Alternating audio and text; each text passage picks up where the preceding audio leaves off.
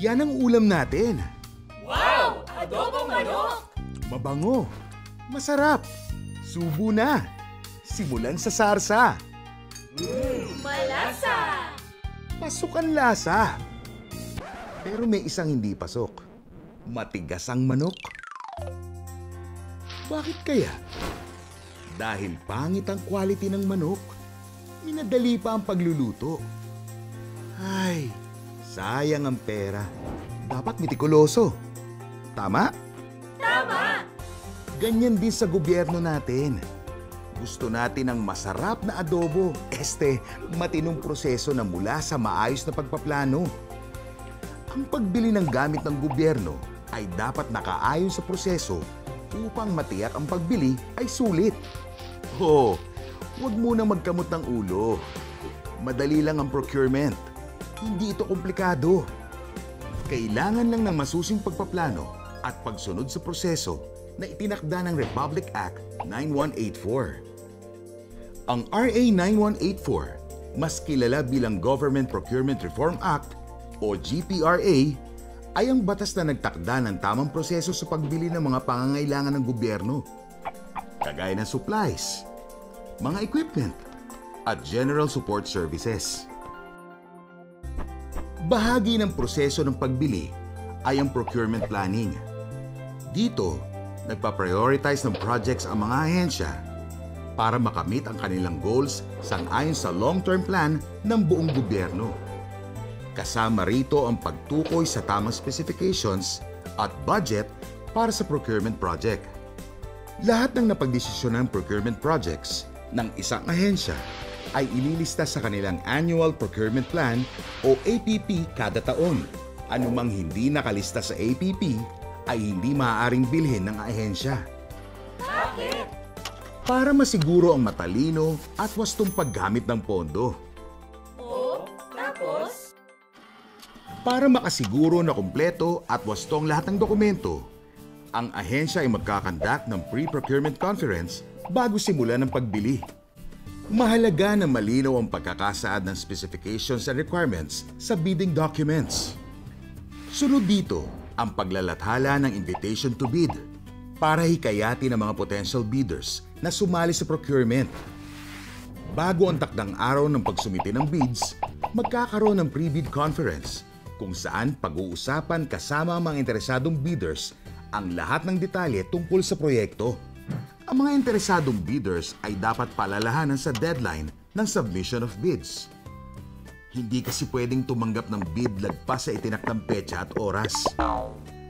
Tandaan na ang bid ay dapat na selyado at naglalaman ng dalawang hiwalay at selyadong envelopes kung saan nakapaloob ang mga required technical at financial documents. Ang technical envelope ay naglalaman ng mga dokumento na magpapatunay na eligible ang bidder na sumali sa procurement at ng kanyang technical na kakayanang i-deliver ang goods. Ang financial envelope naman ay naglalaman ng presyo na iniaalok ng bidder para sa proyekto. Isa-isang idadaan ng BAC sa simpleng pass or fail preliminary examination ang mga natanggap na bids para matukoy kung kumpleto ang mga dokumento at kung naaayon ito sa pamantayan.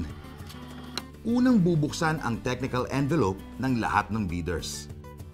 Kapag kulang o mali ang dokumentong nasa technical envelope ng bidder, hindi na bubuksan ang kanyang financial envelope. Ibig sabihin, tanggal na siya sa bidding. Kapag na-scrutinize na ang lahat ng technical envelopes, saka palang bubuksan ang financial envelopes ng mga nakapasang bidders. Laging tatandaan na hindi dapat mas mataas sa ABC ang presyo na iniaalok ng bidder. Anumang bid ang mas mataas sa ABC ay matatanggal rin. Bakit? Dahil ang ABC ang limitasyon ng presyo ng proyekto. Para masiguro ng gobyerno na hindi ito gagastos ng higit pa sa naibudget para sa taon. Sabi nga nila, spend within your means. Bubusisiin naman sa bid evaluation ang mga nakapasang bids upang, una, masigurong kumpleto at naaayon sa pamantayan ang mga impormasyon. At ikalawa, masigurong hindi labis sa ABC ang presyong ini-offer ng bidder. Pagkatapos nito, ay irarank ang mga nakapasang bids mula sa pinakamababang presyo. Ang pinakamababang bid ang tataguriang lowest calculated bid o LCB na isasalang sa post-qualification. Post-qualification? Ito ang proseso kung saan sinusuri ng BAC o ng Technical Working Group ang mga dokumento at impormasyong isinumite para matiyak na lahat ay tama at nasa ayos. Sinusuri rin ang mga nakaraang kontrata, pasilidad, produkto, at pati pinansyal na katayuan ng LCB para masigurong kaya nitong i-deliver ang goods. Bakit? Dahil sa ganitong paraan, masisiguro ng BAC na ang mananalong bidder ay hindi lamang basta mababa ang presyo, kundi ito ay technically qualified. Kapag napatunayan sa pagsusuri na ang LCB ay nakapasa sa legal, technical, at financial requirements, ito ay tatawaging bidder na may lowest calculated responsive bid o LCRB na irerekomenda na gawaran ng kontrata. Ayan, ang proseso ng procurement sa gobyerno ay kasing dali lang ng pagluluto ng adobo. Kapag naplano at nahanap ang tamang sangkap, malamang walang palpak. Sa ganyang paraan, walang nasasayang. Tiyak na best quality at the best price ay swak na swak. Approve? Approve!